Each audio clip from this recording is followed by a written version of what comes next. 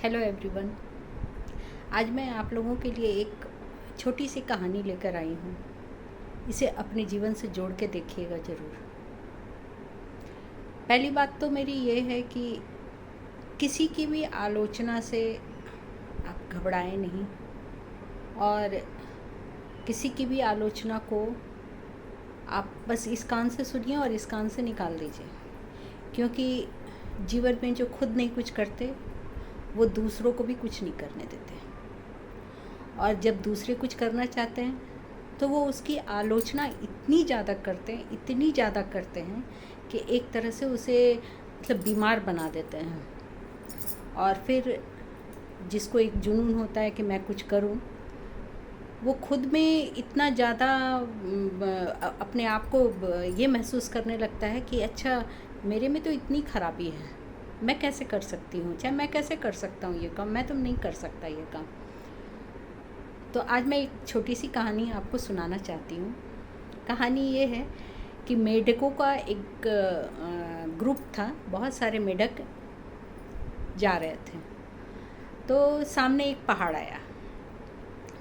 आया तो मेढकों ने कोशिश की उस पर चढ़ाई करने की। कुछ मेढक तो देख के ही घबरा गए, बोले कि नहीं, इतनी ऊंचे ये पर्वत पर मैं कैसे चढ़ सकता हूँ, मैं तो नहीं चढ़ पाऊँगा। उसने नहीं चढ़ाई की।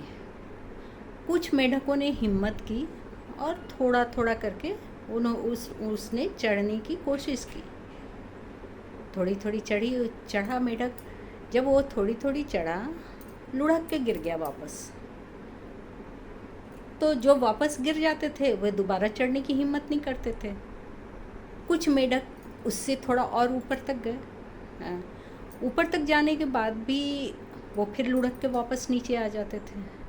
ऐसे करते करते क्या हुआ कि सारे मेढक जो थे वो नीचे गिरते चले गए, और जो गिर जाते थे वो दोबारा फिर चढ़ने की कोशिश भी नहीं करते थे, क्योंकि उन लोगों को तो पहले से ही लग रहा था ना कि मैं तो चढ़ ही नहीं पाऊँगा, हम लोग तो चढ़ नहीं पाएंगे।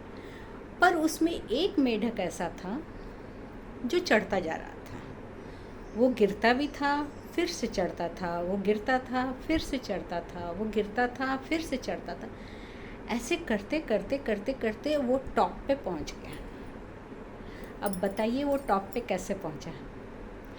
पीछे से सारे मेढक उसे बोल रहे थे, लौटा लौटा, तू गिर जाएगा, चोट लगेगी, इतना ऊपर तू नहीं जा सकता है, तू वापस आ जा। पर उसने सबकी बात अनसुनी करके अपने प्रयास को जारी रखा और ऊपर वो चढ़ता चला गया, और लास्ट में वो टॉप तक पहुंच भी गया। अब बताइए वो मेढक क्यों गया इतना ऊंचा तक? इसलिए कि वो बहरा था। उसे सुनाई ही नहीं दे रहा था कि पीछे से लोग उसे क्या बोल रहे हैं, और यदि वो सुन लेता तो शायद उसकी भी हिम्मत ख़त्म हो जाती और मेढकों की तरह। पर वो मेढक चूँकि बहरा था, इसलिए वो ऊपर चढ़ता चला गया। और जब वो कभी किसी को इशारा करते हुए भी जो मना कर रहे थे, जो मेढक उसे मना कर रहे थे, वो जब उसके हाव भाव को देखता था तो उसे ये लगता था कि लोग कह रहे हैं उसे तू चढ़ जा, तू चढ़ जा। इसलिए उसने अपना बेस्ट देते हुए आगे चढ़ने की कोशिश की और टॉप पे पहुंच गया। पर वो सुन तो नहीं रहा था कि वो कह रहा है नहीं, तू वापस आ जा, वापस आ जा। तो यही होता है आलोचना। जो खुद नहीं करते हैं वो दूसरे को भी नहीं कुछ करने देना चाहते हैं, और यदि दूसरा कुछ करना चाहता है तो उसमें इतनी बुराई, इतनी कमियां और इतनी नसीहत उसको देंगे कि आपका मन टूट जाएगा, और फिर आपको भी लगने लगेगा कि सच में ये तो बहुत गलत हो गया, ऐसा नहीं होना चाहिए था, या ऐसा मैं क्यों कर रही हूँ, मुझे नहीं करना चाहिए। तो ये सारी चीज़ें जो है ना, अपने स्वाभिमान को बनाए रखिए और आलोचना को कभी ध्यान मत दीजिए।